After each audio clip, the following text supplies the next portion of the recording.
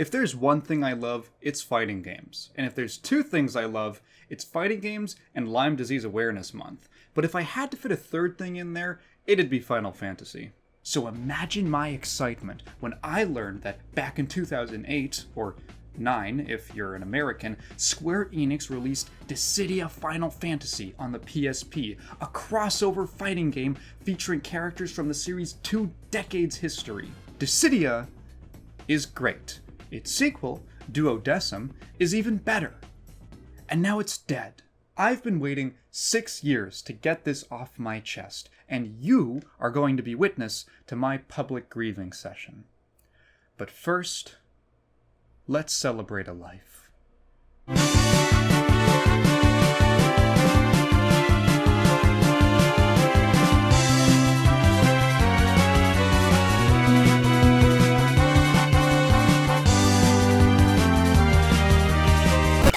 Dissidia Final Fantasy was produced by Tetsuya Nomura, longtime and slightly polarizing designer on many series entries, as well as creator of Kingdom Hearts. During the long, labored development of Kingdom Hearts 2, he and the team had an idea to take the game's combat system and spin it off into its own fighting game featuring Disney characters. I imagine they all immediately realized that Disney wouldn't appreciate Mickey Mouse getting blown up by Dumbo, and decided to pivot the concept into a Final Fantasy exclusive game. This so happened to coincide with FF's upcoming 20th anniversary, so a spin-off that paid tribute to their long and rich history made a lot of sense. Takeshi Arakawa was pinned as the lead director, fresh off a lead creative role on The World Ends With You. Mitsunori Takahashi, battle designer for Kingdom Hearts 1 and 2, was brought on to work his magic again, and character designs were handled by Nomura, in addition to his producing duties. All of this is to say that Dissidia did not come from a traditional fighting game background, and it shows. There are a lot of innovative ideas here, most obviously the bravery system. In any other fighter, both players have a health bar that gets damaged by attacking them. Dissidia does have traditional health bars, but you've also got this big number here. This is the bravery counter, and you can perform bravery attacks to lower your opponents while raising your own. You can also perform so-called HP attacks, and if one connects, you spend all your bravery to deal that much damage to the opponent's actual health. Bravery and HP attacks can be thought of as light and heavy attacks, respectively. Bravery moves are often fast and difficult to react to, while HP ones are slower, with, technically, more reward. If your bravery is reduced below 0, you enter a brave break, and your counter begins rapidly ticking back up to your character's base bravery, while the opponent who broke you gets a big bonus. The system is integrated pretty elegantly. There's one dedicated button for each type of attack, and you can equip up to 3, which are performed with simple directional inputs. There's also a separate moveset if you're in the air. The air is a big part of this game, and I'd be remiss to ignore the crazy movement options on hand. You can double jump, air dash, dodge, grind on rails, and wall run on anything with the press of a button. In an interview with BitTech, Takeshi Arakawa confirmed that the game's combat system was heavily inspired by the visuals in the climactic fight between Cloud and Sephiroth in the Advent Children movie. In a way, you can think of Dissidia as being an anime combat simulator. 3D arena fighters are infamous for shallow, kinda junky gameplay where they try to communicate flashy action with pre-canned sequences and mash the button. Dissidia certainly has simple inputs and flashy animations, but it also gives you the tools to just do that stuff. Despite what its peers in the genre would have you believe, it's a game that mostly revolves around neutral and baiting your opponent. Defense is not easily accessible. Blocking is an action with recovery that you can be punished for. The flip side is that blocking an attack gives you a free opening more often than not. Dodging gives you defensive mobility, but it comes with the same dangers, and not always a guaranteed punish. There's some interesting risk-reward that arises from the bravery system. Once you land an HP attack, you're actually at your most vulnerable, because any hit the opponent lands will break you until your bravery counts high enough. but it's hard to get guaranteed pressure, and most HP attacks leave you at an advantage. You might be saying, oh, well Taigen, you're a fighting game guy, of course all this strategic stuff makes sense to you. No, I was able to grasp and appreciate this game's depth long before I was really knowledgeable about fighters beyond a casual level. Once you figure out the systems and the basic mechanics, the whole thing opens up and it's really intuitive. There's a scarce amount of footage of high-level play of this game, but it's a treat. Their gameplay is dance-like. They dash, dodge, block, and punish. It's so fluid that sometimes it looks choreographed. There's a real elegance to the systems and mechanics. It's hard to believe that the devs came up with this without any other games to base it off. It feels so refined. Oh my god, I haven't even talked about the roster. I'll cut to the chase. When I talk about Dissidia, I'm mostly referring to the second game, Duodecim. This is more of a revision than a separate sequel, as it's basically the same system with a few additions like assist characters, an expanded roster, gameplay tweaks and rebalancing, and new story content, while still including all the story content of the first game, but more fleshed out. So just play Duodecim. It's one of the few examples of a sequel that straight up invalidates the original. Being a celebration of Final Fantasy, the roster features the major hero and villain representatives of each mainline entry in the series.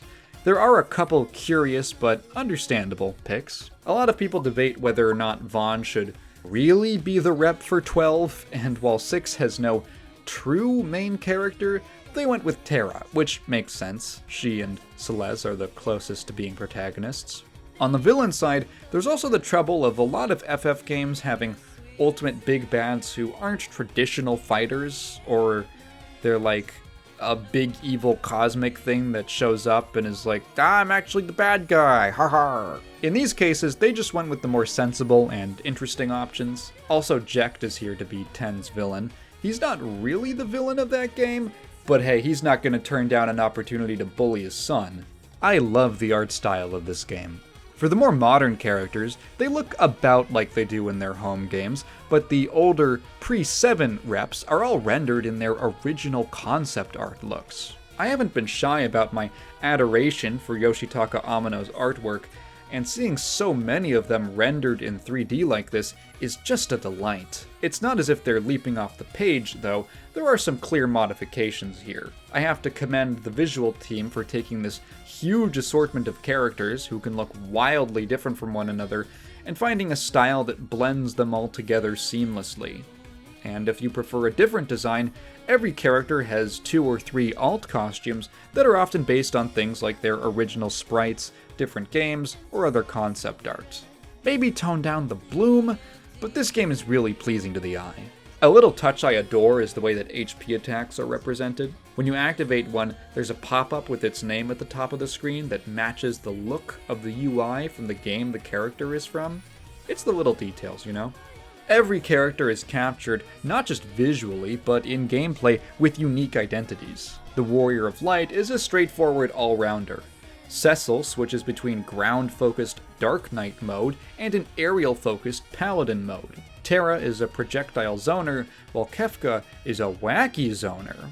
Kuja can float in the air to take advantage of his strong air attacks, while Furion has terrible slow air moves, but incredible ground bravery attacks that chain into each other. Cloud is another well-rounded brawler with a mix of magical projectiles and big sweeping sword attacks. X-Death has the walk speed of a glacier and gets around with air dashes and a unique homing teleport attack. But my favorite character on the roster, maybe one of my favorite fighting game characters of all time, is Golbez. Golbez has a one-of-a-kind moveset. He's a hulking wizard knight with as much physical power as magical, and so each of his bravery attacks has 2 components, one close range and one long. For instance, he performs a close range swipe with his claw, and in the distance, a pillar of magic will erupt from the ground. Or he does a melee strike while a series of explosions go off far in front of him. He's also one of a few characters in the game with bravery to HP attacks. It's basically what it sounds like. When you land a certain bravery attack, you can press the HP attack button and go into one. The catch is, not all of his bravery attacks combo properly into this follow-up. Sometimes only the close or long hit will put them at the proper spacing for it to connect. A lot of fighting game characters are designed to excel at one of three ranges: close, mid, and far, and their strength gradients the closer you get to that range. Golbez is the only time I've seen a character who is dangerous at close and far range, but with a total dead zone in the middle. This gives him a really engaging playstyle of trying to keep the opponent at one of those distances, while they're trying to dance around them in the hopes you commit at the wrong time. Such a cool design for a character that I've never seen replicated in any other game. This wouldn't be a Final Fantasy if it didn't have some semblance of story, and by God does Dissidia have you covered. The story content for this game, especially Duodecim, is going to keep you busy for a while. In a good way. The premise for why all these characters from different worlds have been brought together is that these two gods, Cosmos and Chaos, are waging an eternal war in their own dimension, which is kind of the world from Final Fantasy I, and Garland is Chaos from the past. Don't worry, it's a headache. All you've got to know is that they have summoned heroes and villains from across the multiverse to fight for them. Cosmos gives each of her warriors, the hero side, crystals which will grow to maturity when they've reached enough experience. Every one of the original game's heroes gets their own story mode, in which they go through a loose reenactment of their arcs from their home games. I think the implication is that they've been plucked out of time, so they start out kind of like they do near the beginnings of their stories. While it's not as fleshed out or impactful as the arcs from the original titles, the storylines are pretty serviceable, while setting up opportunities for these characters to interact. There's quite a bit of effort put into the story mode. The cutscenes aren't just text boxes over idle animations, they're fully voiced, fully animated segments with pretty good looking in-game models. The story mode is where the main RPG elements come from. Each character has a level, and battling here or in the other modes raises that level to unlock new moves and raised stats. The first game featured game boards you'd move a figure of the character across, opening chests with items and fighting battles. Duodecim expands this to feature an explorable 3D world. While the size and graphics are limited by both budget and the PSP's hardware, these areas look quite nice, and I like that they're going for a 3D rendition of a classic Final Fantasy overworld, with the proportions of everything. While you can fight clone versions of the villains on this overworld, the game boards have been included here as dungeons necessary to progress, and they've been spiced up a little with the characters actually animating and some other visual touches. Everyone's characterization is also pretty good, with some adjustments to match the setting. Cloud is a quiet loner who's scared of fighting for a cause. Tidus is an upbeat golden retriever boy who thinks with his heart and wants to kick his dad's ass. Terra has to grapple with her bestial, out-of-control power that can hurt her friends. There's a little over 3 hours of cutscenes in the original game, and an additional 2 for Duodecim's story mode. That's before counting gameplay, which bulks up the experience quite a bit. There's also these unlockable reports that are in-universe diary entries to give you some backstory on the world. Every report also serves as a mini side story, with highlighted sections that you can select and see something. They're usually a series of cutscenes that lead up to a fight, and some of them are really high-quality cinematics. I almost forgot about all the secret characters. The villains have to be bought using PP, but there's a couple who are unlocked through hidden means. Priest from FF11 makes an appearance, as well as longtime joke/cameo character Gilgamesh. After beating the whole story mode, you get a new bonus scenario. At the end of that, you fight the final boss, Chaos, but in a more desperate form after his defeat. And beating him will unlock Feral Chaos, a straight-up boss character. I could go on and on about all the cool stuff in this game. Rapid fire, the Labyrinth mode, which is like the story dungeons but as a roguelike. EX mode is this powered up form you can pop after you fill up a bar, and landing an HP attack will trigger an EX burst, which is this big super move where every character has a different mini game they have to play to maximize the damage. There's this whole gear system with like a billion options. There's a whole category of accessories with conditions on them, and if you fulfill those conditions, they give you multiplicative bonuses on your other accessories, so you can tune a really strong loadout based on what your character is good at. This game is so deep, and it never quite got the love it deserved because of the platform it was on. The PSP was chosen to launch Dissidia on for practical reasons. With the combat system they designed, they wanted to focus on multiplayer battles, and the perspective of the game meant that if it was on a home console, they need to do split screen. That was deemed too janky, so handheld was the way to go, where you'd be able to link across devices. From there, the PSP was the natural fit, as it was so much more powerful than the DS. While it may have reviewed and sold well, being a handheld game with the scope of a handheld game usually translates into much less buzz than a home console release. It's also really rare to get a port or a remaster of a PSP game, so these absolute gems sat on an island, alone, and eventually unavailable outside of emulation. So picture the excitement when in February 2015, a new Dissidia game was announced. Dissidia NT. Oh my god, a new game with modern console-level graphics? This is awesome! This is everything I could have hoped for. But there's just one thing. While the game released in 2015 in Japan, it would take until January 2018 for it to leave the country. A bizarrely long, staggered release, and that's because NT was developed for arcades. So, why is NT reviled so much? Why do I, in particular, despise it to such a degree? Let's talk about the elephant in the room first, the gameplay. You see, NT made a decision to depart from the 1v1 format of the originals. NT is a 3v3 game. That means 6 players simultaneously. The cascading effects of this decision cannot be understated. It fucks up the entire game. Cool. But before that, let's talk about the good points of this game. For one, the roster. Just about every character from the previous game makes a return, with a few exceptions. Feral Chaos is absent, which makes sense. Chaos isn't the villain of this game. Gilgamesh is missing, although he was planned at some point. Kinda stings, but he's not the most essential character. And finally, Laguna has been replaced with Renoa as the third FF8 rep. I'm okay with that. I prefer that, to be honest. Also, Prisha's gone, bit of a bummer. Despite this, there's also some very welcome new additions.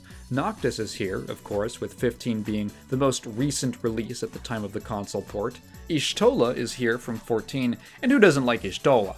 This is also the first time that spin-off characters were included, featuring Ace from Final Fantasy Zero and Ramza from Tactics. Great choices, genuinely. Later DLC would introduce a bunch of other good picks. Locke is the third FF6 character. I would have gone with any of these instead, but I'll take it. Snow is a good new 13 rep, and there's a bunch of villains to round out the cast, like Vayne, Xenos, and Arden. This game is also absolutely gorgeous. I know that not everyone vibes with Modern Square's semi-realism anime aesthetic, but I love it. I think it looks great here. Much like the original titles found a way to blend so many different characters together, NT uses a different approach and still makes sure nobody looks out of place. There's also a good selection of music from across the series, as well as a random licensed Japanese butt rock song from the Bones, who have this wonderful, so cheesy it's awesome vibe.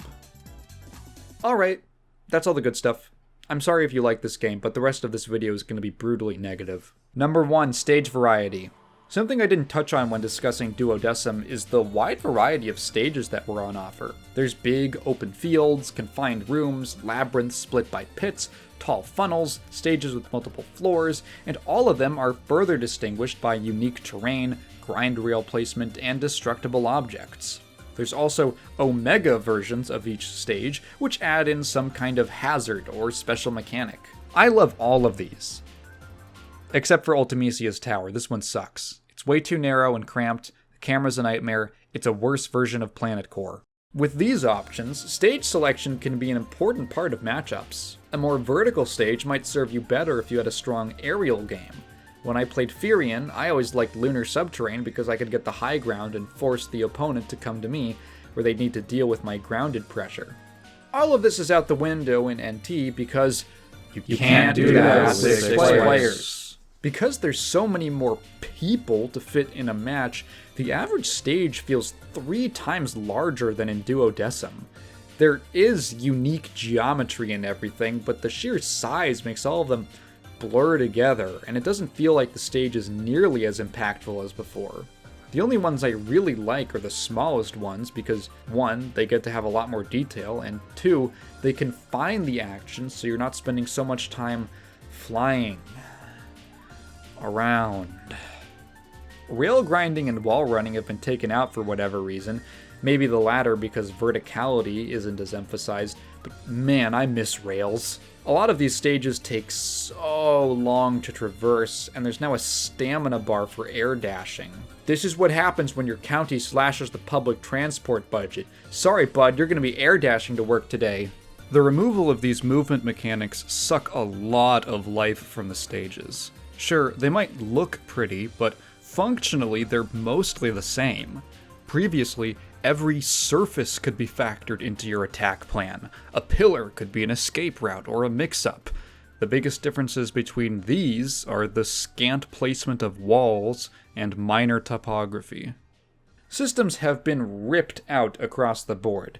Things like, number 2, character builds. One of the biggest contributors to the hollow feeling in this game is the absence of the prior RPG elements. There is no equipment system, there is no loadout customizing. Characters have one moveset that can't be altered. Well, with the exception of HP attacks. You only have one single HP attack for both the ground and air, and you unlock different choices as you level your character. There are also so-called EX skills, which are generic buff and debuff abilities that all characters get access to. These are the only gameplay benefits of leveling up. Previously, you'd gain access to a diverse range of attacks and mechanics.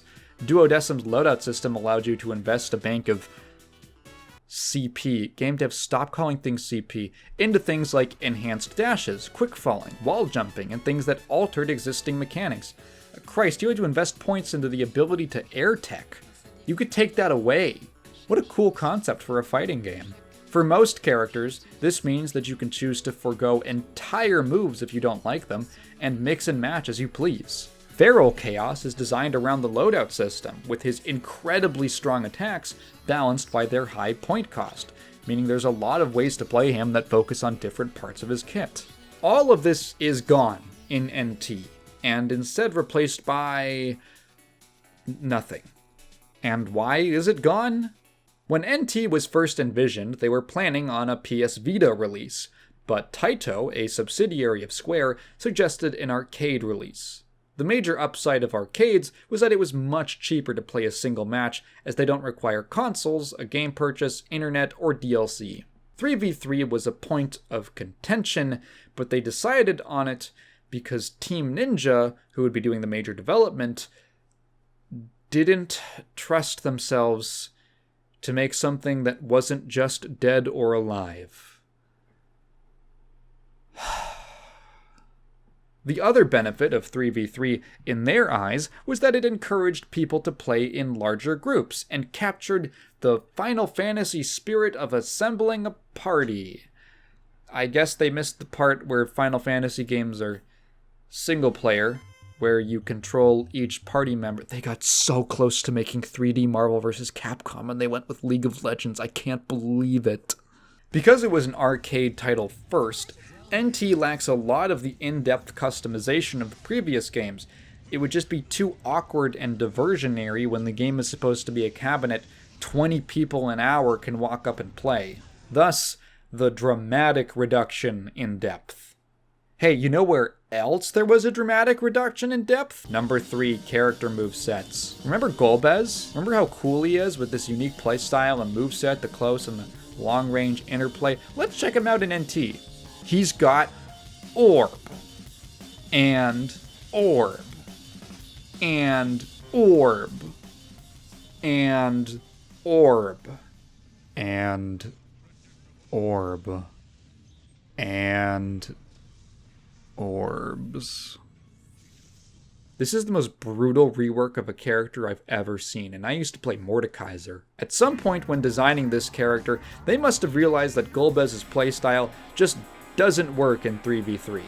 The subtle movement and adjustments both players have to make get completely washed out when some rando can just come flying in and interrupt you. So, instead, he throws different elemental magic balls. And it's so boring. Oh, hang on, sorry. He has this epic new mechanic. See, he starts the round with a shadow dragon that buffs his attacks, and if he takes damage, he loses it, and he can use a skill to get it back on a cooldown. You can pick your jaw up off the floor, it's okay, I'm impressed too. A lot of characters in this game feel like this. It seems like everyone has some unique mechanic tied into the new EX skill system, one of the few new mechanics, although it's just a special move on a cooldown in most cases. I'm not against games where characters get their own mechanics or bars or whatever. I love Arc System Works games. I don't even hate it here.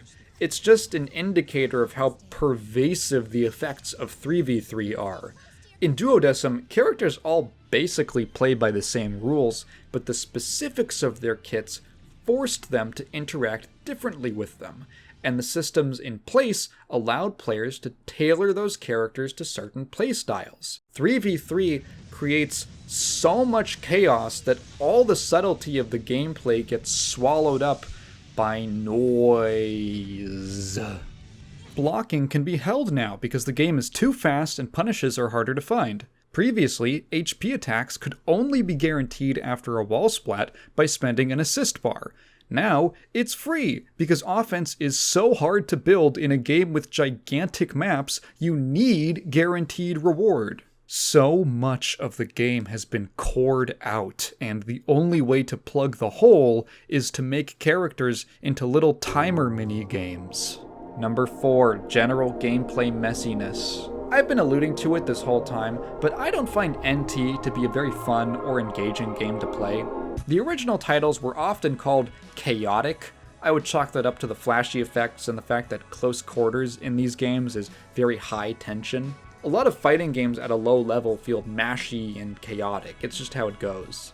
NT is a soup, a nonsense soup.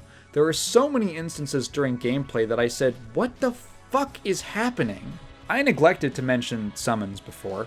In Duodecim, summons were equipable bonus doodads that had more unique effects than accessories. For instance, the simplest ones would be like Ifrit, who increases your bravery by 50%. Pretty basic offense-oriented mechanic. Ifrit and many other summons had automatic versions which would trigger only when certain conditions were met, for instance when you landed a Brave Break. Many others are manually activated, like Ultros, who covers both players' bravery in ink, or Lich, who lowers the opponent's bravery to 0 after a timer runs out. Summons in Duodecim are a kind of wildcard factor in matches. They can blindside you with new mechanics in a match, or complement your playstyle. Because Dissidia does away with character customization, summons have been reworked into a team-wide super move that also give a passive buff. Once you've charged up the summon bar by channeling, they appear and perform a few attacks in sequence before leaving. It's certainly big and cool looking, even if it smothers the field in visual effects. Summons aren't necessarily a worse design here. My biggest problem is the animation that plays every time they show up. It seriously interrupts the flow of gameplay.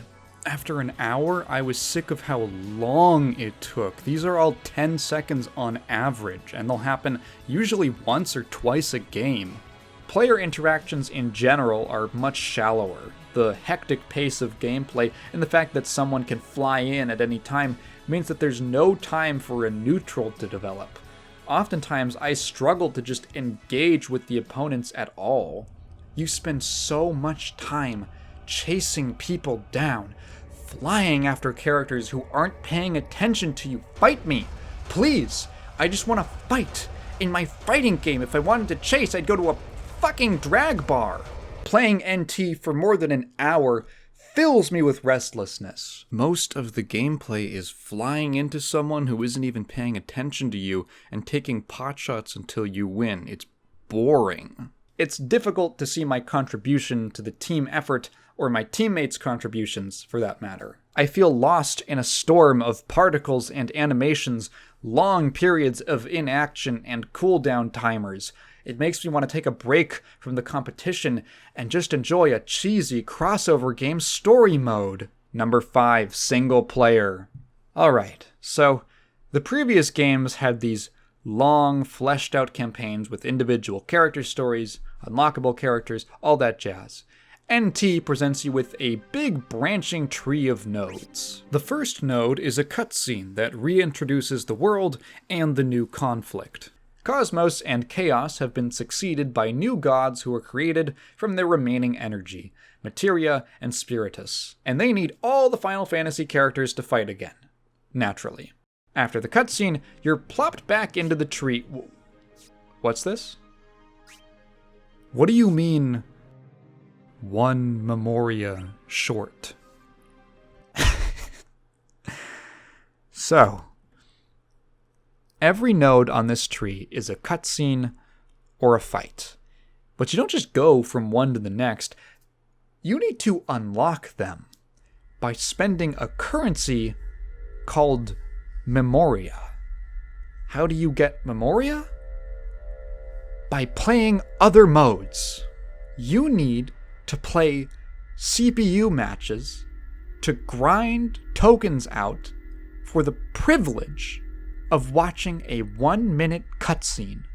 This is the most disgusting padding I have ever seen. It feels malicious. It feels disrespectful to me as a person. When I first played this game back at its global launch, I couldn't bring myself to get past the first few cutscenes. So I planned to actually finish the whole story for this video. I got about 2 hours into my attempt before I had one story battle. And when I say I spent 2 hours, most of that was in CPU matches, just grinding. I wasn't specific enough before. You don't earn Memoria by playing other modes, you earn it by increasing your player level. There are 64 total nodes on the map, meaning you have to hit level 64 to see everything. And naturally, the bar for a level up increases with each one. So the further you get in the story, the longer the gap between progressing in it. The math is designed to make it as arduous as possible to complete. I grind for 2 hours before I can see one fight, and I feel like an idiot because my reward for all that is playing more Dissidia NT. I can't believe that after the story modes of Duodecim, this was the big idea to make NT console ready. It floors me. Someone had to sign off on this. The story isn't even as long as Duodecim. In terms of content, NT never escapes the feeling of being released in alpha. Less in-depth systems, samey stages, shallow gameplay, insulting story mode. Alright, I don't think it's unfair to compare a sequel to its predecessors. However, I understand that NT was designed as an arcade multiplayer game first. Something closer to League of Legends than a deep single-player game. In the interest of fairness, I should assess it in its original context. So, how does Dissidia NT fare as a multiplayer online team-based arena fighter? And the answer is, surprisingly, dog shit. That was a double subversion. Don't think I'm letting up for a second. Number 6, esports. Alright, this footage is just going to be from CPU matches, but I want you to conceptualize this for a second. Imagine fitting 6 people into a fighting game match with delay-based netcode. I'm not going to get into the technicals, but if you know what that means, you're probably tearing your hair out right now. Hey, what was that? Did you notice that?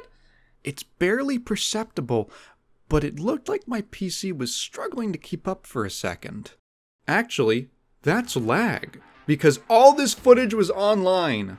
I sat and waited for 4 minutes before the game gave up and filled the lobby with bots. There were 17 people playing on Steam. Look, I'm not going to shame a game for having a small player base. I play fighting games. My favorite fighter of all time is Guilty Gear Plus R, and that has 400 players on a good day. That game can survive and thrive with a dedicated following because it's actually functional online. I had this game day 1 on console, and I remember seeing bots on teams starting from week 2.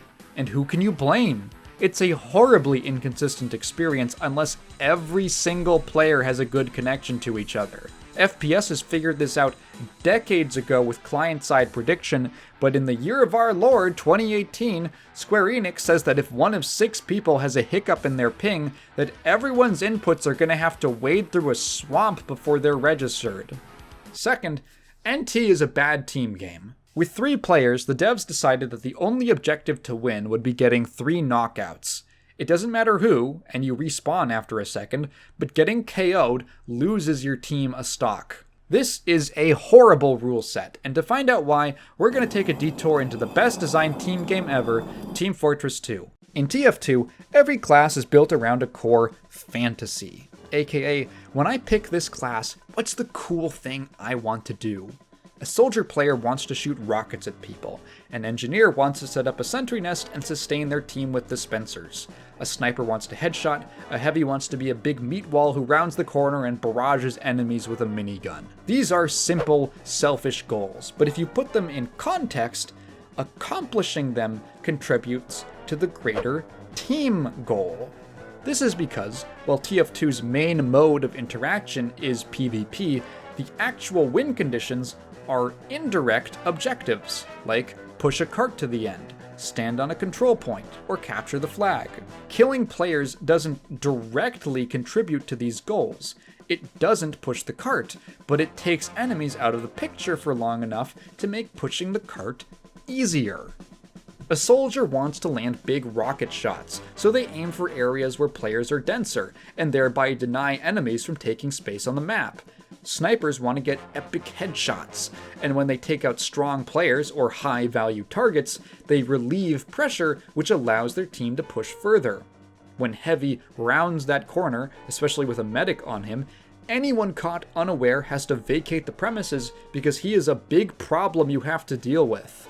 And in this subtle way, players work with each other by working for themselves. Many of us get our concept of a team game from traditional sports, where you join a group who trains, hangs out, and plays for weeks, months, or years together.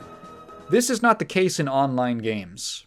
There are some studies on road rage that try to answer why someone who is otherwise peaceful can get murderously angry while driving, and one common observation is that when someone cuts you off in traffic, you don't really see them as a person. You see them as a car. They don't have a life or feelings or a mom and dad. They're a depersonalized object that is causing you negative emotions, and it's a lot easier to hate that. I think the same thing applies in online games. These aren't people, they're names on a screen who are causing you misery, and I consider this to be the most important psychological pattern to overcome when making a multiplayer game. Robin Walker and John Cook, the original designers of TF2 and the Quake mod that preceded it, were well aware of this. In a 2018 interview with Shack News, Walker said, quote, "Fundamentally, we had a design for 32 people who don't know each other and who probably won't know each other again after this game, and they're all going to have their own individual goals and a small view of everything going on. Our goal was to make it so that as they all individually and locally optimize for their experience, optimization at the team level falls out of that. They could look left, look right, and see teammates doing some stuff and go, man, we're working well as a team, even though we started with the base assumption that they were all ignoring everyone else, because it turns out that's the way most players work. In short, if you're matched with random people and their performance is critical to winning, that's a recipe for suffering. This is what NT is like. I vividly remember playing this game online, just trying to fly around and fight people, and before I knew it, we'd lost 2 stocks because someone fucked up, got Brave broken, and then a fatal HP attack hit both of my teammates. Then they respawn, and one of them dies again, before I've done anything. Maybe this is a controversial statement, but I'd say that if one person can lose the game for their entire team, that game is not well designed. I shouldn't have to get together a full pre-made group of people just to make your game's online experience not suck. This isn't even a flesh and blood human problem. I kept trying to grind out levels on the offline gauntlet mode, which is just a series of battles against increasingly hard CPUs, and I couldn't get past 3 fights because my teammates kept dying over and over again. So the main kill-based game mode sucks. But there is an alternative. Core Battle charges you with protecting a crystal for your team while also trying to destroy the opponents. If a player is inside their team's crystal, it can't be damaged, so there's actually something to encourage interaction. The only gripe I have with Core Battle is that it lessens the importance of stage design even more. They clearly weren't designed around the mode, and more often than not, the crystals are just plopped into a flat field across from each other. To be honest, the whole Core Battle mode feels a little bit tacked on. Honestly, not a bad mode. It's unfortunately relegated to a side feature without any matchmaking, though. The only way to play it PvP is in a custom lobby. The home console release of NT saw middling reviews and weak sales, which is reasonable.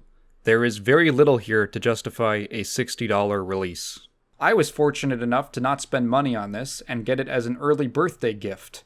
In fact, I love Dissidia so much that I got the $85 collector's edition. It comes with some trading cards and this admittedly high-quality Warrior of Light bust. NT is, to date, my biggest gaming disappointment. I'm still not over it. This video is therapy for me. Square Enix tried to salvage the game a few years after its wet noodle launch by totally reworking the business model. If you go to Steam or the PlayStation Store, the game is now free to play by default. The F2P version comes with every character locked, save for 4 who go on rotation each week. There's no story mode, and no way to buy the other characters besides shelling out some cash. What a tantalizing offer. You can buy the entire starting roster for $30, plus the story mode, ooh, and the complete version with all the DLC characters and costumes for $45. Actually, I lied. The deluxe edition doesn't include every character. It includes the first season pass. Xenos, Gabranth, Arden, and Tifa were going to be part of a second season pass, but development ended before enough characters were released to include them in a package, so they're just floating around as separate purchases on top of the deluxe edition. This is such a disaster. $685.10. To no one's surprise, this new model didn't renew interest in the game, and it continues to see an average monthly Steam player base of under 20 people. And that's sorta it. There's been no news on the Dissidia front, except for the bad kind.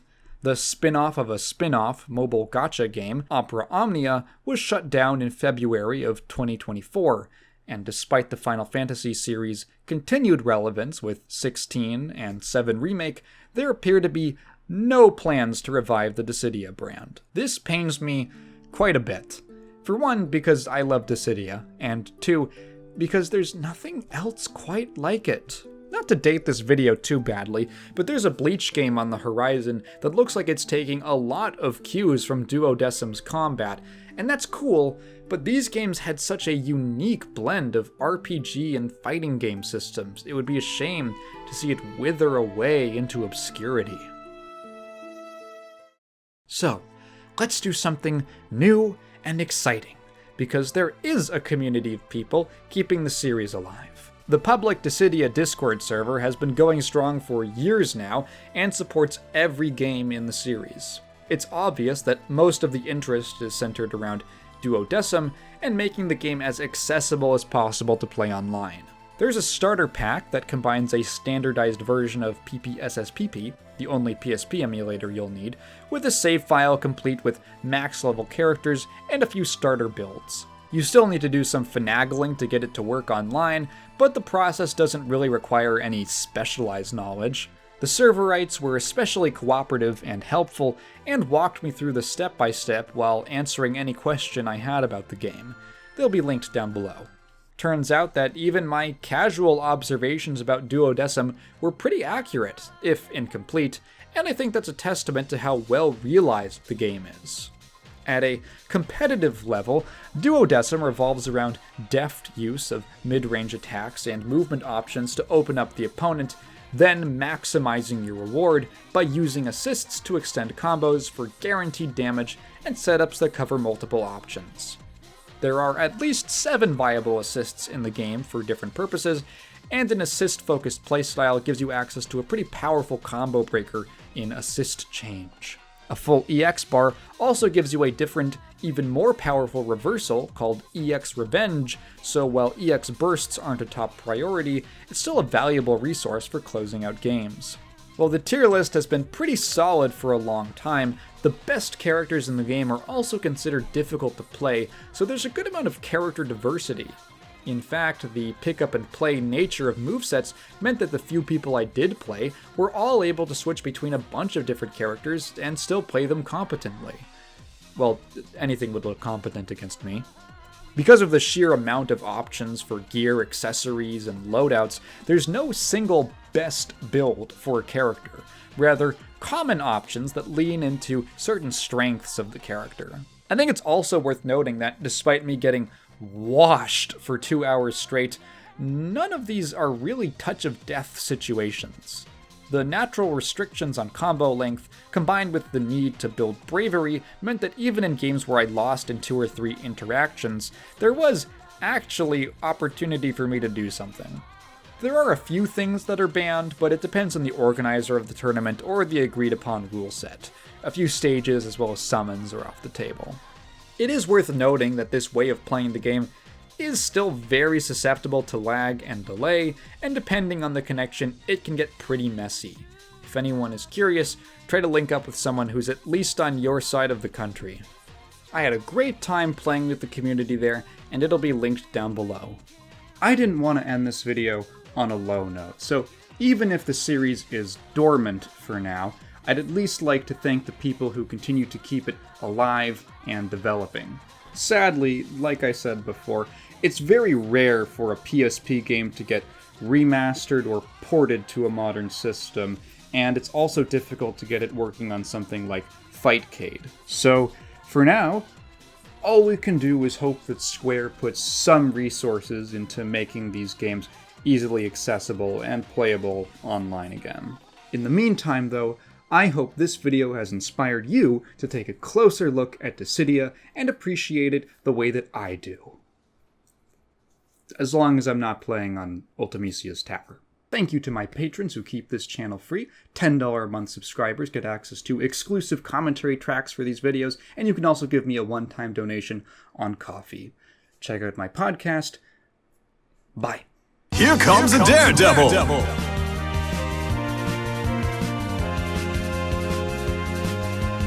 Game over!